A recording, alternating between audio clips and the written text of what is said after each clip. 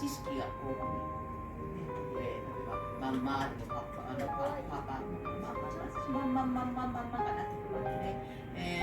それから一つ一つこういうことが増えていくんですけども、やっぱり親が使っている言葉とか兄弟が使っている言葉っていうのが一番最初に残ってくるので、やっぱり環境で例えば、これって、あえて言っていいかどうかわからないんですけど、例えば、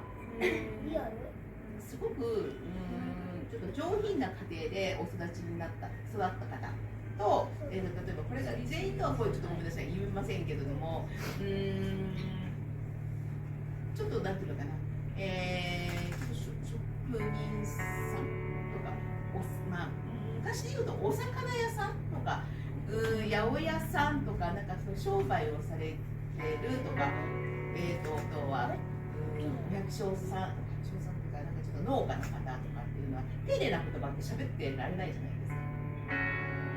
みたいな、いらっしゃいとか、普通いらっしゃいませとお店屋さんの高級なね、例えばあれだったりしますとかっていうと、いらっしゃいいらっしゃいいらっしゃい、ほら安い安いよ姉さん、ほら安いよみたいなね。そういうところでやっぱり日頃子供が育つと、どうしても子供の口調ってちょっと乱暴なね言葉に